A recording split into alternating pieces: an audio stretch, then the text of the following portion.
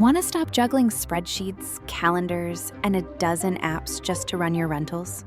Logify makes it easy. It's an all-in-one toolkit for hosts. Build a direct booking website, automate guest messaging, and keep all your channels in sync. Running your rental business your way has never been simpler. And for Good Morning Hospitality listeners, you can get 20% off any yearly plan with code GMH20. Just check the link in the show notes to get started today. Welcome to Good Morning Hospitality, your one-stop shop for the latest news, noteworthy trends, and thought-provoking discussions across the industry. From hotels and short-term rentals to all things travel and hospitality, you'll find each episode equips you with the information that you need to start your week. Join us on Good Morning Hospitality every Monday, wherever you get your podcasts.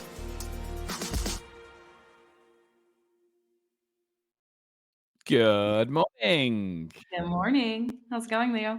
I'm good, Sarah. I'm good. Yeah, nothing really achieved so far this morning. I can't say I've done anything energetic or exciting, but yeah, I'm good. Had a coffee. That works. Sounds about like me. It's raining in Barcelona, which for you means nothing, but in Barcelona it means any plans or thoughts that you had of going outside today, it's not happening. So I love a city that gets so little rain that it can choose just to have a day off from the world when it starts to rain. What a privileged position to be in. Yeah. I guarantee I don't have dinner plans tonight, but if I did, they would be canceled. Now, in always trying to keep you honest, does this mean that the gym, the Pilates class, the spin class, that all got canned as well?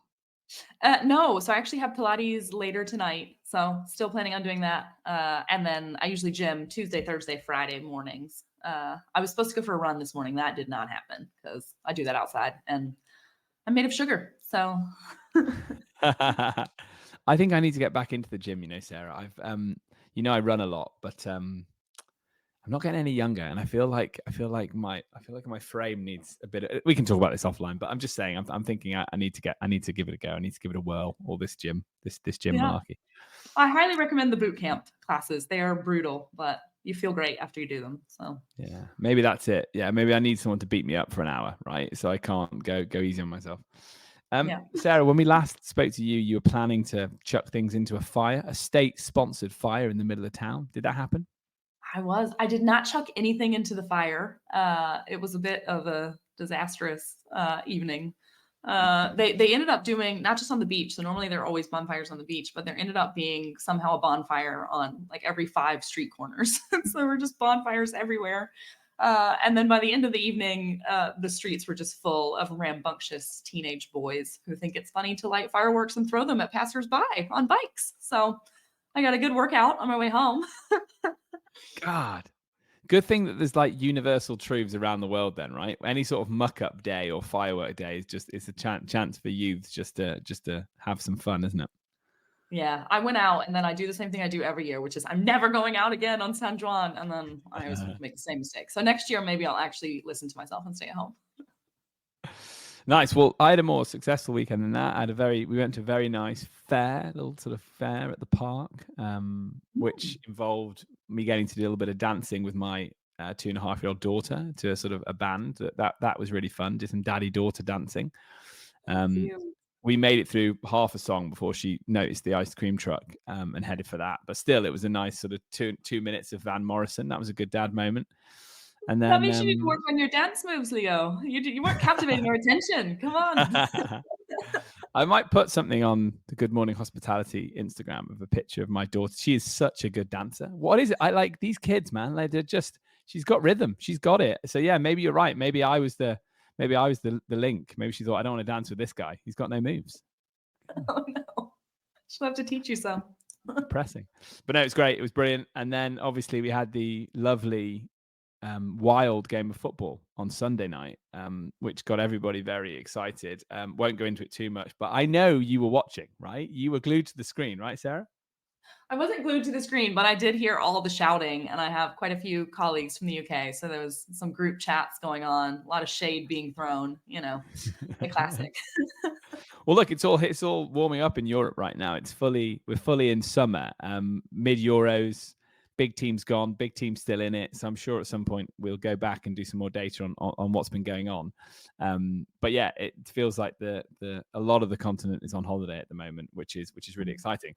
I, however, am not on holiday. I've been very busy. I was traveling. I was in IMN in Austin last week, Sarah. You were right. You've got to keep it weird in Austin. I loved it. But what a cool place to hang out. Yeah, I'm glad you left it the same way that you found it. Try as I might, I didn't make it square. No, it's cool. It's a nice city. It was fun. It was really good, and it's always good to meet fellow short-term rental professionals and talk shop. So yeah, and I was sad and disappointed and a bit perplexed to get the news while I was out in Austin about the mayor of Barcelona moving towards an outright ban of short-term rental activity in the city. We didn't we? We spoke during the week and said, look, this is unfortunately what we're going to have to focus on. Look, we've got more things we will cover as well, and we're going to talk about social media and happier things, I guess, as well. But it would be remiss of us not to lead with this story.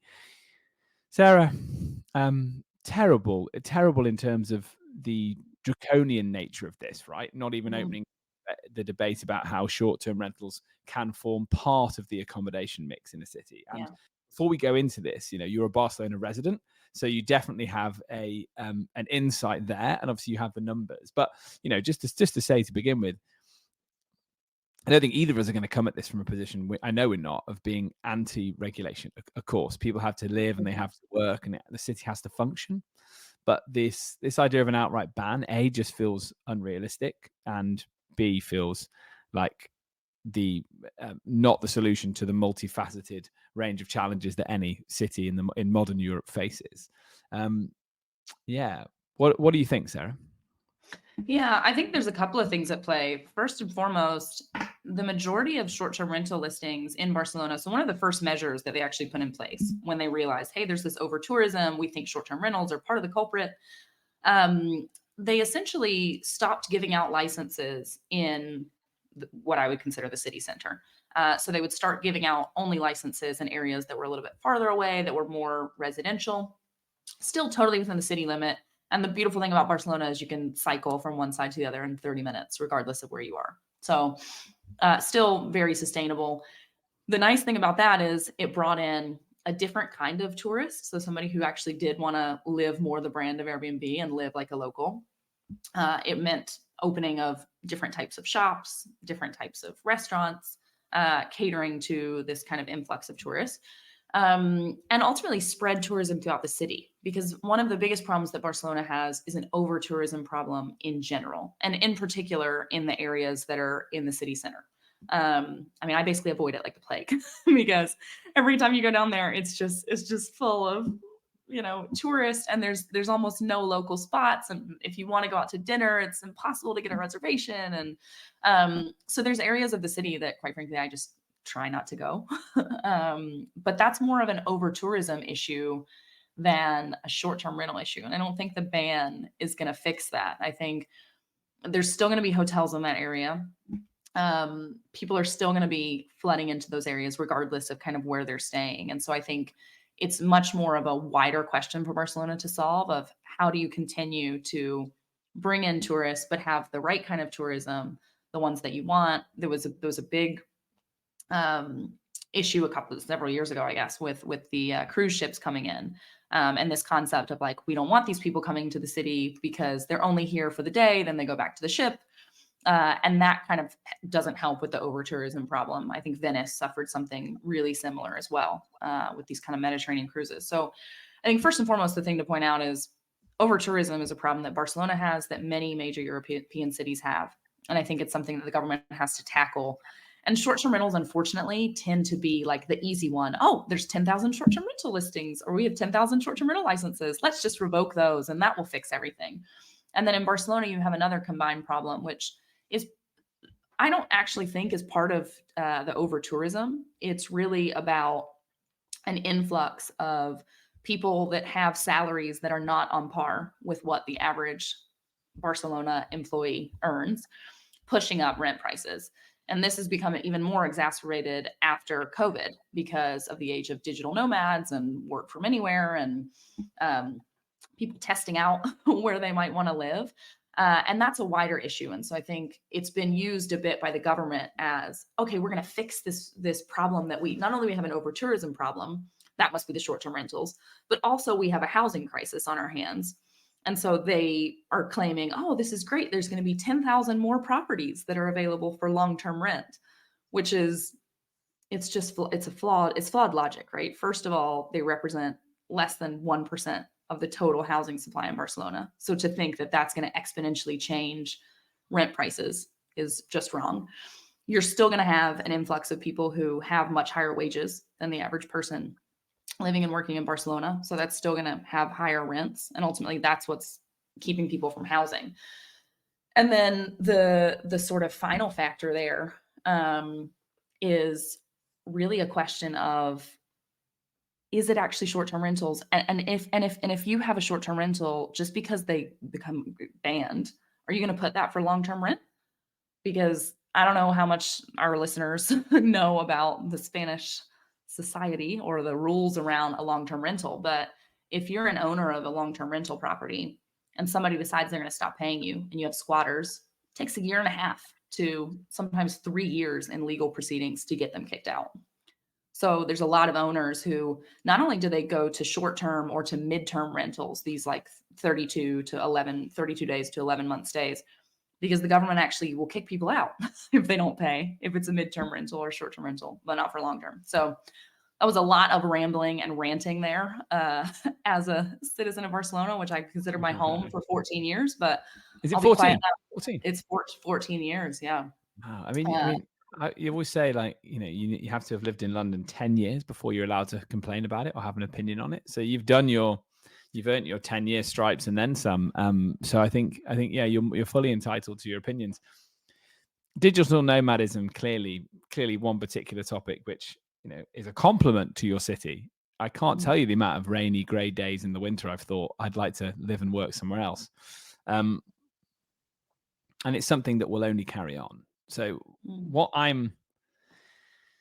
think you and I both agree on, conversations we're having here, is this idea that whoever's in charge of a city needs to take a strategic approach about the city they want to build, and think about the next 10, 20 years, because some things come along that are unpredictable, COVID being the most seismic change we've had to our working practices in Europe. Now, Sarah, I feel like the US was slightly further ahead anyway when it came to working remotely. Yeah. Maybe something to do with the size and scale of the market. But in Europe, COVID really brought that trend in. Now, as a mayor of a city, you have to react to that trend. Clearly, it's a compliment. It's a blunt instrument, isn't it? It's a hammer to just take 10,000 listings off the market. And all you're really doing, as I see it, and again, not anti-regulation, very pro the idea that sensible regulation is needed, to make sure that you have enough short-term rentals within each neighborhood, and you make sure that you have enough places for people to live, facilities to match that.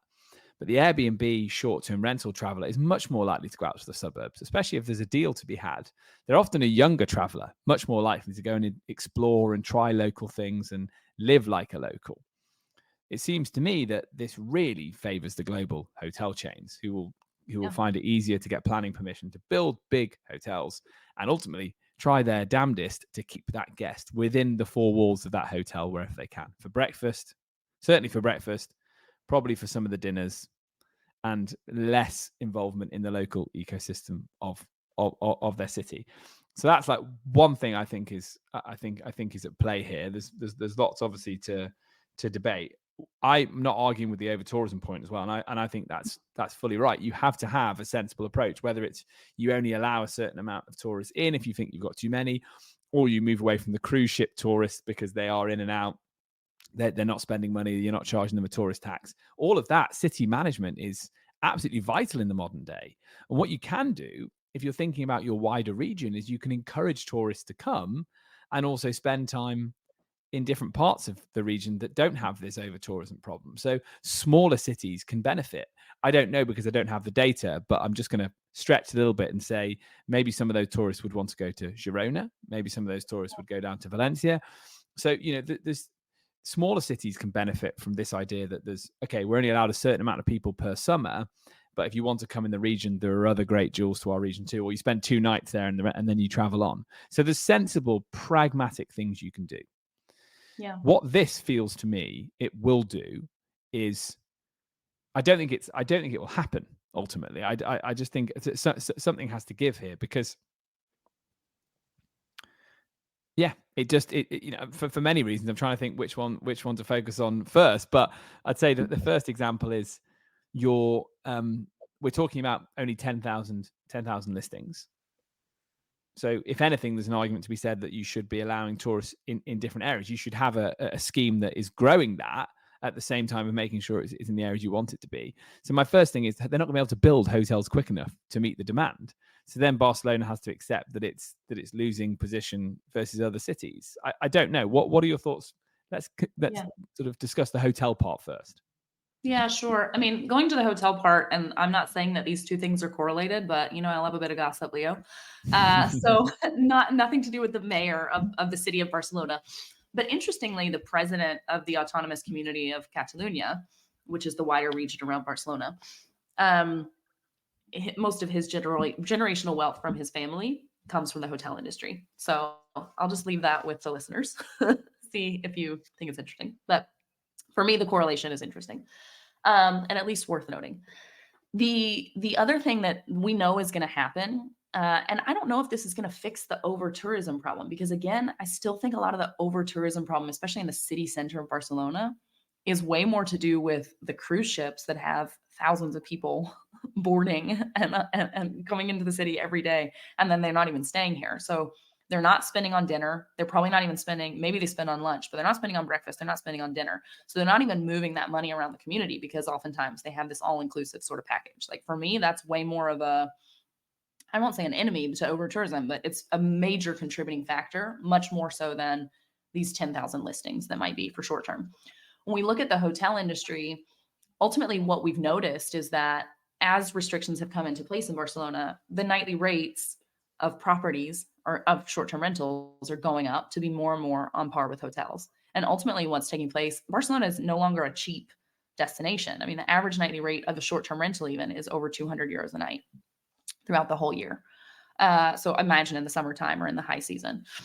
The other interesting thing is that we know that what's going to happen is, if this ban actually does go through and all of these listings are removed from the market, that just means that the demand is still going to be there. Prices are going to increase because of that. And eventually it's going to come to a point where, just as you say, travelers are going to choose other destinations that aren't Barcelona. I really like your idea of spreading the tourism out to other areas. I think Barcelona has one challenge with that, which is the public transit to some of these interesting destinations. So just as you say, if you're talking about a smaller town, or if you're like Barcelona to Girona, you can get a fast train. You're there in 35 minutes. That's great if you're in the city center of Girona. But where you really want to spread out the tourism is in a lot of smaller towns. So maybe people need to rent a car, or you need to have a different kind of public transit, whether that's trains, whether that's buses. So it's something that I feel like is not just, and that's another issue. It's not just a Barcelona city problem. It's a wider problem throughout the whole province of Barcelona that really should be kind of handled in tandem. And so it's not as easy as just, we're going to ban these properties and all of a sudden our housing crisis is going to be gone and we're not going to have over tourism. Like, I just think it's a really simplistic viewpoint. And as you say, there's so many factors to take into consideration. And I don't think that this outright ban is doing that. The other thing is, as you mentioned, you said you think it's not even going to happen. So the mayor of Barcelona came into office last year, 2023. Terms are 4 years. So he will be out in 2027. So before this regulation ultimately comes to fruition. They did mention in the article that the plan is to slowly phase out some of these licenses between now and then. So we don't know how that's going to impact, but I don't know. It's hard. Once legislation is in place, it's hard to reverse it in time. So the next person who comes in, who would come in 2027, they have less than a year to potentially revert it if they want to. But then, is it a popular idea amongst local residents? I don't know, because it's often become the scapegoat. And it's easy to talk about building houses. It's very difficult to do it. Like, big infrastructure projects are really hard, aren't they? So it becomes a A quicker answer to the problem is just to ban. Well, where there'd be demand for it is if local restaurants start to suffer and people start to feel like their livelihoods are not as protected as they were. Again, we all want tourists. We want the right type of tourists, and ideally, you want them spread throughout the wider city limit. And I feel that therefore a mix of hotels, short-term rentals is going to help you achieve it. So back to that premise, we've just seen Scotland. I don't know if you saw this, Sarah. Scotland's rolled back on its licensing law, so it's allowed for exceptions, some exceptions within the year. Huge win for the industry in Scotland. It was only 2 years ago that this regulation happened in Scotland. Now, to be fair to the Scottish government, there was a consultation period, right? A continuous monitoring of how the execution of the law was happening in actuality, that allowed them to row back slightly on it. But what it, I think, has been driven by is events that happen in that city, and at the times where there's a stress on the normal accommodation level. So sport, festivals. I name things deliberately here that Barcelona has. So, there's certain points in the year where those 10,000 listings are going to be really useful. Or, it's going to be quite advantageous for a local resident of Barcelona to get out of the city, go and stay with family, and go and make some cash from their property. Which is, again, one of the reasons why the industry grew in popularity, not just because people wanted to go and stay in destinations, but because hosts locally wanted to make a bit of money from their property and were really happy to go out. We talk about this a lot, right? If you live near the tennis in Wimbledon and you've been living there for 30 years, you don't need to be there for Wimbledon fortnights. You get out and it pays for your holiday to go somewhere else. And it's, again, we're basically saying that will no longer be possible, and all of that revenue just goes to big global hotel chains. So it's taking it out of the hands of locals who might otherwise want to use it. So that's, I guess, where I feel potentially they might row back slightly on the rule is to make exceptions at certain times of year. So that's the first thing. Second thing is we need to think about whether this leads to an unregulated black market popping up, right? Without sounding, I don't want to sort of raise the alarm bells unnecessarily. I'm not talking about anything too crazy. I just mean people making more casual arrangements on websites where it's just about organizing a deal, like a marketplace type website. I won't name them, but somewhere it's just more transactional.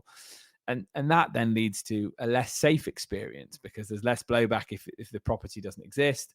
There's less blowback if you go there and it's unsafe. There's less chance to regulate safety features, gas certificates, all of that sort of stuff. So, that's another thing to say. Will this even stop people staying in accommodation for a short amount of time? I don't think so. It just might change where people go to do it and actually drive some of it underground, which is terrible for everybody. And then the final point I'll make on it, Sarah, you probably want to come back on some of that, is it's not just tourists that come to Barcelona, it's corporates as well, for conferences and for working away, being with their teams for a week. As you know, we have an office in Barcelona. I'm based in London, but we have an office in Barcelona. So if that supply is taken off the short-term rental market, it's unlikely to just be allocated to corporate stays or service stays. It's not going to happen. It's just going to disappear. Again, making Barcelona less competitive when people and startups and new businesses are thinking about where they put their business. And we talked about Porto last week, so I won't go back over that too much, but there's a city that still feels like it needs the tourist and needs the visitors. So they're much more relaxed about business licenses, digital nomad licenses, and accommodation licenses. So it's really interesting because I think we can both totally see where Barcelona are coming from as a city, as a governmental department, why they're choosing to do what they're choosing to do. But I just worry this is going to backfire in all kinds of ways.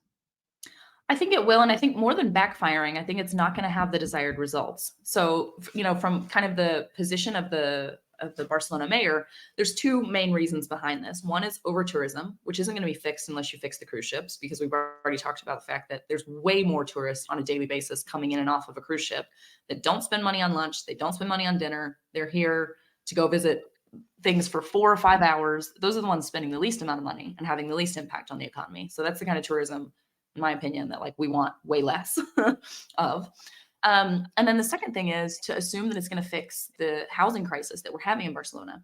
What's interesting about that one is that back in 2021, Barcelona actually put a ban on hosted stays first. So you couldn't rent a private room if there was a host in it. Which to me is like the total opposite of what you would want to do. If what you want is for guests to come and have an authentic experience and you want it to be more like, a bed and breakfast or live like a local, then to have a hosted stay that truly is helping out individuals. That might be an older lady who lives in the city center and doesn't have one of the old time controlled rents or is living off of her pension for a couple of days a month, right? I mean, there's all kinds of reasons why people would want to do that. And I totally agree with you that if there's not a legal platform for it, two things are going to happen. First and foremost, that demand isn't instantly going to go away. So that means that the price of hotels are going to go up exponentially. And it also means that users who are still going to want that kind of experience and want to stay in an apartment or a flat, they're going to do it through other channels. And that is going to be a lot less safe. It means that you're going to be renting probably to people who you don't know, who don't have reviews, that there's no sort of third-party validation of that property or of who's coming to your house or who's hosting you. So I totally agree that it's going to continue to happen and it's probably going to be less safe, at least in the interim. But I think for me, the biggest thing is like, it's just not going to fix the problems that they think it's going to fix. It's become a scapegoat in a way that it's just unnecessary. I totally agree that regulation is needed, but for me, regulation is let's make these properties safe. Let's make sure that there's requirements. Let's make sure that we're charging an occupancy tax and we're reinvesting that into schools or into local organizations or use tourism for good rather than demonizing it. And I think that for me is the error in the government's kind of decision for now. As per usual, Sarah, I think you've finished this conversation in absolutely the way I agree with everything you said. You always do this. Always listen to go, God, she's said that in a much smarter way than I would have said it. Yeah. It's like, let's look at the total amount of tourists we want in the city. Let's work backwards from there. Like, let's not just put a blunt instrument in one particular area of it and then let another one go rampant. It's potentially not going to solve the problems, and every policymaker should be fixated on trying to solve problems. It's really interesting, and we both live in big urban areas, right? We're both part of this movement, and it's not it's not an easy solution. There aren't easy solutions, and that's why it's challenging, because there aren't easy solutions.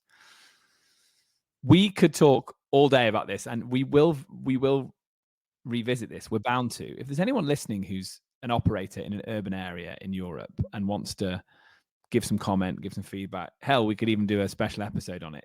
I think this is such an interesting point. Do you feel like you're being listened to by policymakers? Can you affect change? Clearly, there's been some wins in Scotland. Other cities have quite sensible, limits on days and things that work. Some places it doesn't. Some places it does. We'd love to carry on this conversation. So just, comment with us on social media and let's keep talking about it. Because we can't just talk about regulation. Let's lift it up a gear, because this is a real topic I love talking about as well. So, hosts, if you're not on social media, you really should be, it turns out. There's an interesting article in Focus Wire linking to some research, a report they're putting together. And the headline here is that nearly 2/3 of people who use social media for trip planning make a decision based on that content, right? So social media users, platforms are one of the most popular online resources used for finding trip ideas, second only to general search by a close margin. Very, very interesting. And here it says 62% of social users made a specific trip decision as a result of viewing social media content. So that's the kind of nuts and bolts of it, right? Trip planning, looking at other people's pictures and posts from their stories. So that little bit of FOMO, that little bit of wanderlust. And then this interesting trend as well, this surmises it perfectly, is that with that in mind, people also are choosing to visit destinations where they think, as a social media user, they can produce good pictures and posts that might make other people really jealous. So we are in the age of social media travel. Sarah, before you give me your view on it, have you ever booked a holiday based on? Absolutely. I'm working on it now. I have my list of all of my destinations that I still have on sort of my bucket list that I want to go to. And I would say at least half of those came about because I saw some cool post on social media and I was like, oh my gosh, I didn't know that existed. Of course, there's some destinations that you already knew about, but the content that you see makes you more inclined to go there, or maybe to push it up higher on the list. And then I think the other interesting one is for me finding places that maybe you haven't heard of. Or let's say you go to a place that is really famous, let's say Rome, but maybe there's a cute little diner that you had never heard of that is on a total non-touristy street. I think those for me are the interesting things that I tend to find on social media. Like, okay, I'm already going to this destination. When I get there, I want to do X, Y, Z. So whether it's planning kind of the agenda when I go, or whether it's getting inspiration for, oh my gosh, that looks incredible. And then you do the research on it. And maybe sometimes it's like, oh, that person had a really great camera and it's actually not that nice. And they had a really good day and they got sunshine. And so you always look at the, Instagram versus reality as well, just in case. But absolutely, I have. What about you, Leo? You ever been swayed? Well, it's interesting, isn't it? I think you're right. I think it's the planning aspect when you're in stay. But I guess wider thought is that probably I'm more swayed generally by listening to other people. I'm sure you are too, because we're both quite extroverted. So, you chat to someone down the pub about Mykonos or whatever, or New York City. Not that anyone needs to be New York City explained to them, but you are influenced by, oh, we had an amazing time in Berlin. We have an amazing, oh, do you know where's amazing that no one ever goes to is Provence or whatever. So, and that's probably then inspired by other trends on social media in certain areas having a moment and speaking. And again, this goes back to the regulation point, right? If you want your city to have a moment, you've got to be outward facing and encourage the right people to come in and all of that good stuff. So it's a management job there of the area. The tourist management sector is really important. So I think I am super influenced by other people. And then when I go, for sure, I'm using social media to find out, because you've got a limited time in that place and there's so many things to choose from. You want to know what you should really be doing and inspired by other people who look like they're having a good time doing it. So Yeah. on that score, absolutely yes. And I always say that I don't think as an industry, we, including myself and but certainly operators, but certainly including me as someone who's in the industry, I don't do enough. I don't think, or focus enough on that idea of like showcasing an area. Like, yes, you're providing accommodation, that's what you do, but really there's an argument to be said that you shouldn't even be showing pictures of the properties that you manage. You should just be showing pictures about how cool, videos, sharing content about how cool your area is, and then from that feeds in. So I think it's really interesting. I don't know, what are your thoughts? Do you think we nail that as an industry? Do we think we got the social media part of it right? I think it depends on the type of accommodation. So I think if it's in a type of accommodation where you're going there for the accommodation, so it's a chalet in the middle of nowhere and it has a beautiful pool, and the whole idea is to go there and disconnect.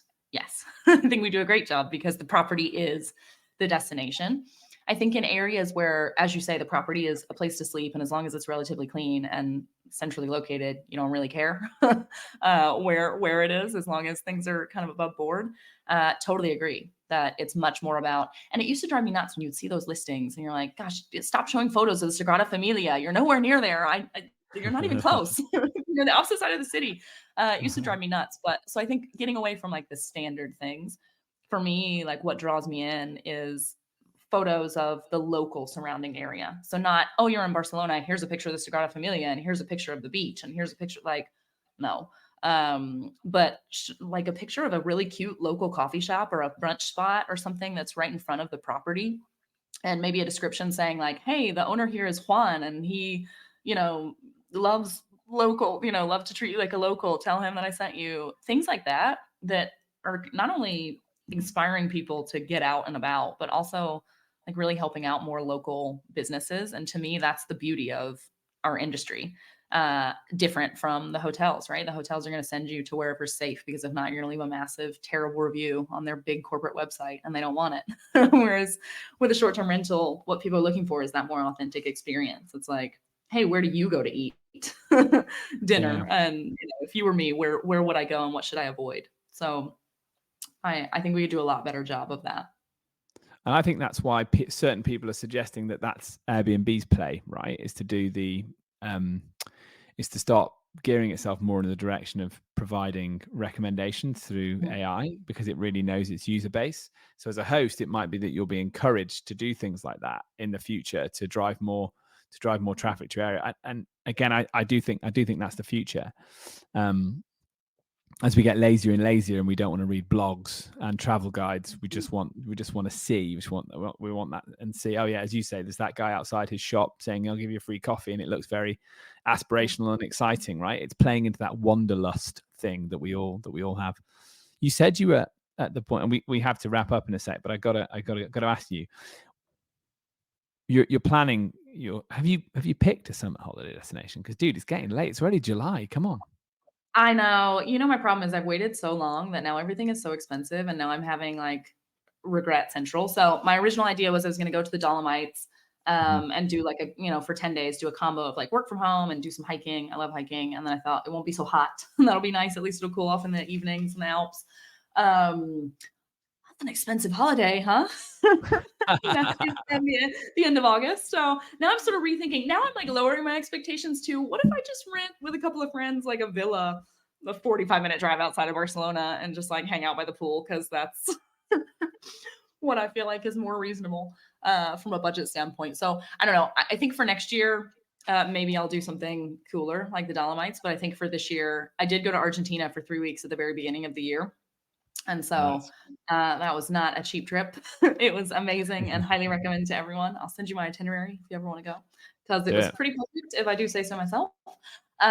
But yeah, I think a more low budget holiday is in the cards for me this summer. So maybe it's a couple of weekend trips up to the Costa Brava or something a little more simple. But yeah, nothing yet making me a little bit nervous. What about you, Leo? What you got on the cards? So we booked. We're outside Marseille in a small beach town. So my partner's on paternity leave at the moment, so she's a bit more having wanderlust, I think, suffering more with wanderlust. Normally she's a very busy lawyer, so it's normally me that books the holiday, but she's actually booked it this time. We're near Marseille.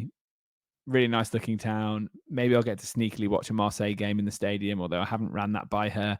And we're going with some friends who also have kids. And so we're just like you're talking about a group trip. We're also talking about a group trip in a vacation rental. And yes, we used a little bit. I think we did use Chat GPT to help us get there with what we were doing. So yeah, interesting.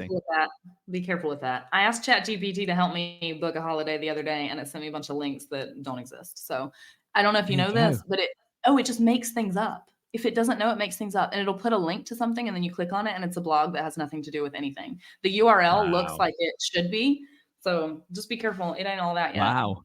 There you go. So it's not the pitfalls of ChatGPT. It's not the ChatGPT summer then. Maybe that's next summer. Maybe they need another summer to ramp up. I think it still has a little work to do. It was great. It's great for like, hey, I have this many days in this place, and I want to do 4 days working where I have 3 hours max to hike a day, and the other days where I can do full days. That kind of stuff it's great at. But some of the accommodation, right, it's still a little bit, it'll just send you to pages that don't exist. So there we are again, itinerary planning, right? It's itinerary planning.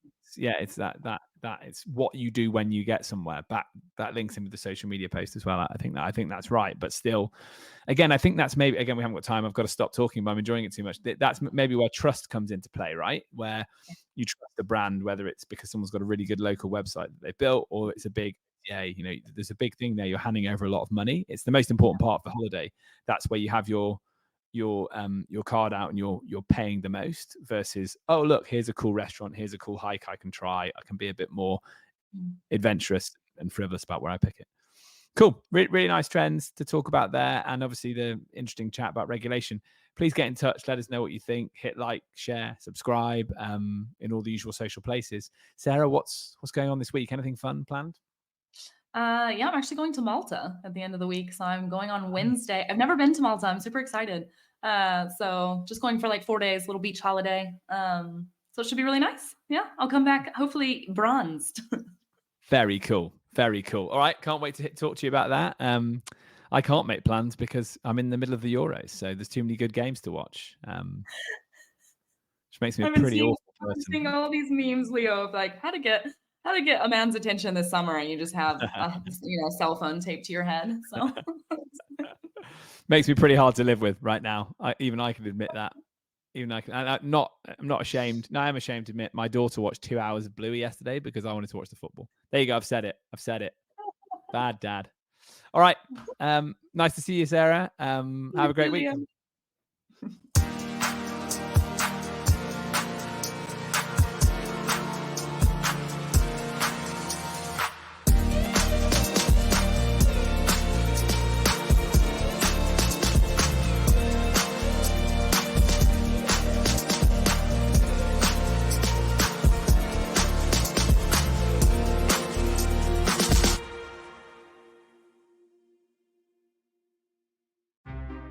Want to stop juggling spreadsheets, calendars, and a dozen apps just to run your rentals?